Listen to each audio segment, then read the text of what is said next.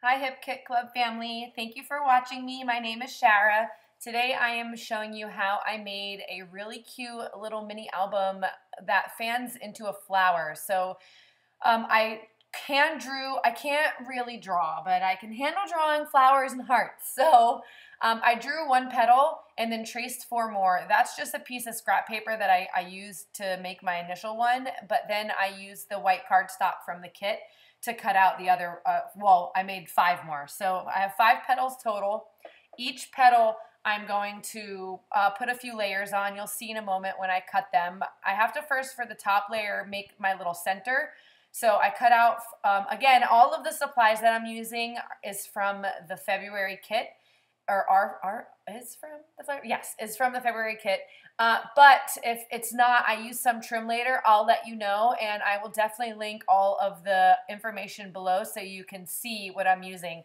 The die, those circle nesting dies are not from the kit. I use those just to cut my circles out, and I wanted the circles, it's kind of hard to see on the video, but I want each part of the flower to have a white border. So I'm just cutting down the original stencil and making another one so I could have layers. So I always like, you'll learn this about me, I always like to have layers, and I think that it creates a nice border, and even though you can barely see it, it still adds to your overall project.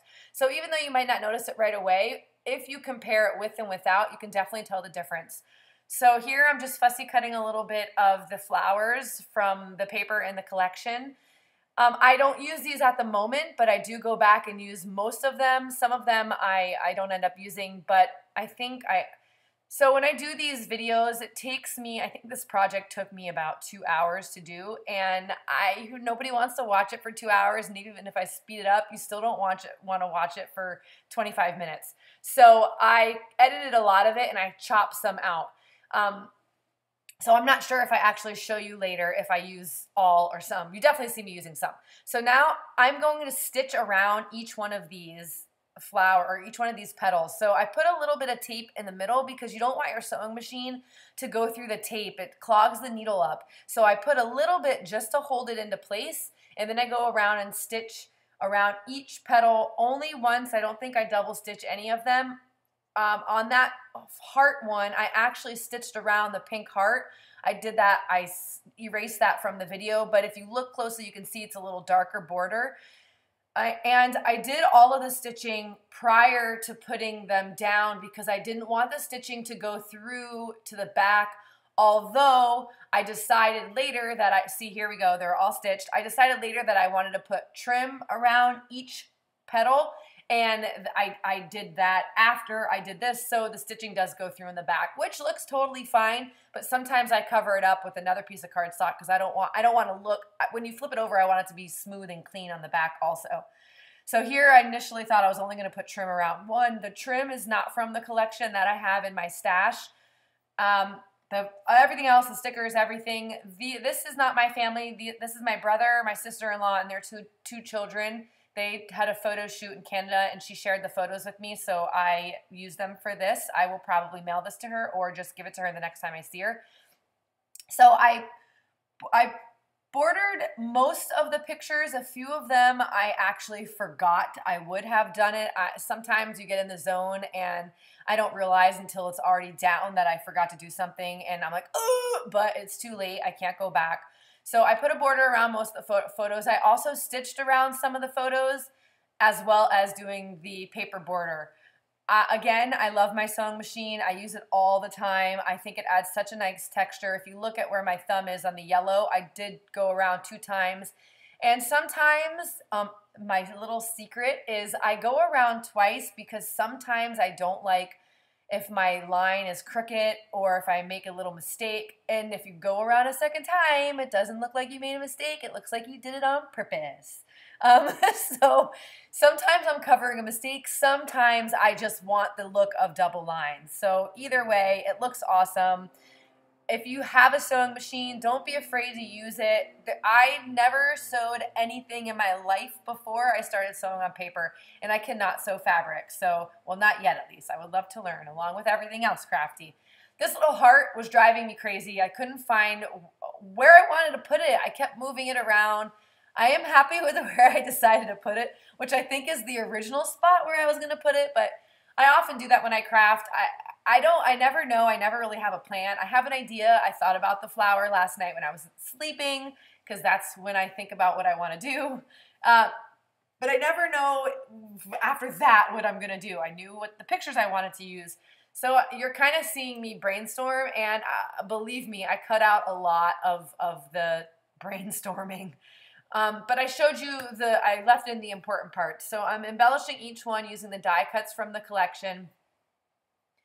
I like the way it looks when you put a couple photos on the paper. These photos are actually very small. The photo album, or the flower itself, the petals are only, I think the width or the length of them is about, or the height is about 3.5 inches. So they're not very big. It's a quite small album.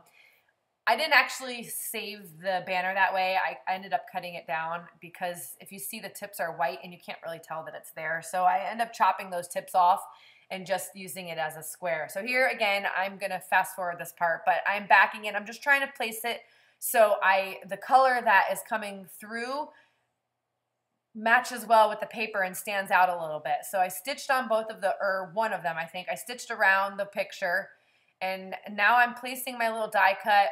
It's funny when I'm doing my placing of my die cuts, sometimes I place them a certain way and I'm like, oh yeah, I like it. And then as soon as I take them off, I forget what I did. I'm like, I'm not going to forget. And then I forget. I've seen people before take pictures so they know, like when people do their scrapbook layouts, they take a picture before they take everything off so they remember where it goes. This is such a small little project always, so I always feel like, yeah, I'll remember. And then I don't remember. I'll show you what I mean later. I end up moving some florals around and then forget where I originally had them. Oh, it might even be this one. No, it's not. It's the last one. So here again, I'm fussy cutting. I'm adding a bunch of different layers. It's very hard for me. I love to do layers, and it's very hard for me to keep it flat. I like to add a lot of layers, but in these types of albums, you can't have too many because then they don't close properly. So I'm trying to keep it as flat as I can. I do use the puffy stickers. Most of it's paper. I didn't add any trim to the inside, only the outside, which I do usually add trim to the inside as well, or the top. So here is where I was talking about that I cut. I did add a little stitching to the bottom of that also. That was a die cut from the collection.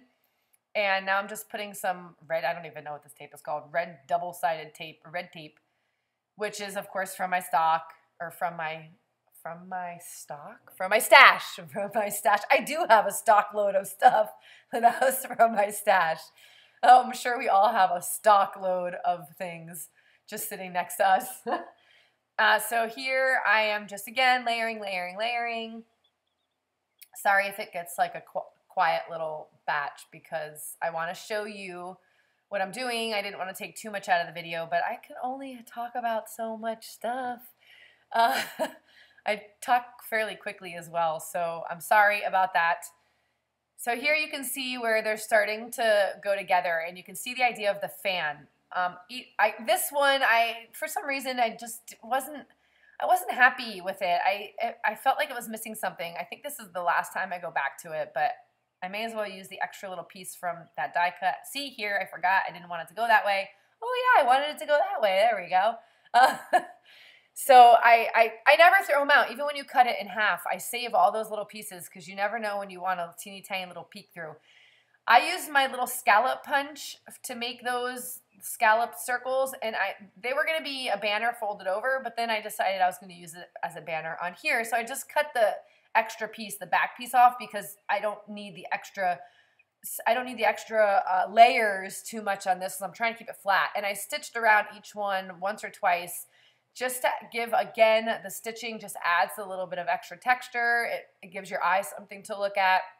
So I end up using it on this project. It was meant to be for something else. And then, of course, I forgot that I did it. So it was on the side of my table. So I just picked them up and added them to this. Here, I chopped out a lot. I tapped my little finger. I didn't know what I wanted to do. It looks kind of plain. And this is where I decided, okay, I'm going to put trim around all the petals. When I look at it now, it looks okay. I don't mind it. But when I was building it, it just looked like it was missing something. And that's the problem, I think, with me wanting to use so many layers is I look at the things that I'm making and they just look flat, or it just looks like it's missing something. And then when you put a little bit of trim or a little bit of extra on there, it looks so much better. So it brings it to life. I made a mistake, and when I glued the little captured, that blue tag says captured. I didn't put it far enough down. So in a minute, I'm going to take some puffy stickers. Oh, I missed the trim part. See, now it magically has trim because I sped it up so you didn't have to wait. It takes a while to baby the trim around. And it does. The sewing machine is definitely a labor of love. It does take patience. I have very often made mistakes and had to start all over because I ripped holes or something in the paper. I always recommend testing it out on a scrap piece of paper before you just dive into your project, although I should live by example because I never test it. I rarely test it. I just want to do it, and then I'm like, oh, of course I made a mistake. So here I'm fussy cutting again. I stitched around that heart. I did speed that up. I stitched around that heart right there. You can see the pink stitching, just again to add the extra layer with the sewing machine. Of course, you absolutely can do all of this without a sewing machine. You can even use a little fine pen and make stitch lines yourself so it looks like it's stitched on there. Don't go out investing in a huge sewing machine. Also, you can get the job done with a little cheap $50 sewing machine. You don't have to go spend $300. We're not sewing fabric. We're not making gourmet. We're not making gourmet dresses and pants and shirts. We're just stitching on paper. So I hope your dress tastes lovely. So again, I'm doing the layers. I use this banner piece again. I think this is the third time I'm actually using it. So that I used the whole thing. I had one little piece, teeny tiny little piece. You can see it in the top right corner underneath my little tray. That little tray that I'm using is from TJ Maxx. I often put the stuff I'm currently working on in there. So everything in there at the moment is from the February kit. And that way I have it easy to reach, but it's not scattered all over my desk. So here you are almost seeing the whole completed little flower, little fan flower, why don't I know how to speak, mini album. And I did off camera add some petals out of the white cardstock. I used some of their, I'll add pictures to the end, which I don't know how to do yet, but I'll figure it out. I used their cut file and added like 2 leaves on top.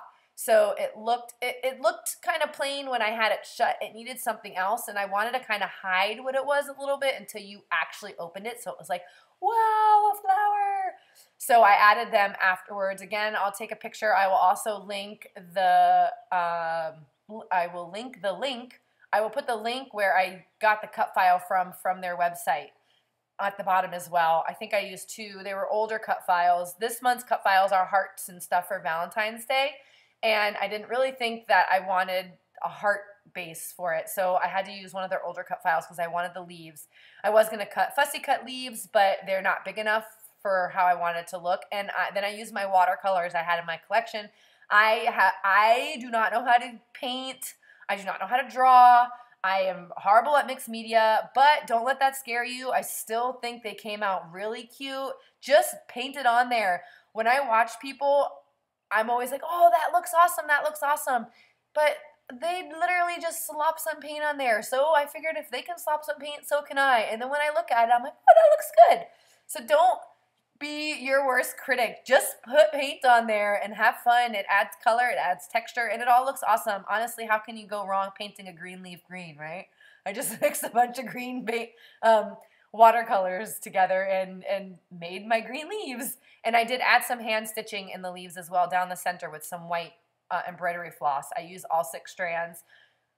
What else do I have to say? I have like 2 more minutes left for you to hear me chat, and I don't really know. Oh, this is the one that I placed them all a certain way, and I loved it. And then, like, when I picked it all up, I forgot, kind of, sort of, what I wanted to do, and they didn't end up sitting exactly like I had them originally, but it still came out really cute. I fussy cut the green just to give it a pop of green behind all the pink flowers. I figured it looked like a little bouquet, a mini bouquet on the page. and that's my brother and my sister-in-law in the photo. So this is where, oh, I'm using my glue gun. I think it snuck in there when I was so busy talking, and who knows where I was looking when I was rambling on. But I use a hot glue gun. I didn't use a hot glue gun all the time. I do go back in and glue down some of the puffy stickers because although it looks like they're staying there, they don't ever stay there for very long, especially when you're moving the album. So just reinforce it with a little bit of glue. Sometimes they're fine. These ones are actually quite sticky, but the thing I hate most is when I give somebody something and then they're looking at it and one of the puffy stickers falls off. I feel so embarrassed. So I usually always go back no matter what and glue down the stickers just to make sure they stay in place because I get embarrassed when they fall off. So here it is. It's all finished. I think it came out really cute. I used one of the brads from the kits, or from the kit, again, February kit. I used my crocodile, my kids call it, to punch the hole. There it is. I will add the pictures afterwards. Thank you very much for watching. Welcome to my video, or welcome, that's not my channel. Welcome to my video on the Hip Kit Club channel. Thank you if you've come over from my YouTube channel.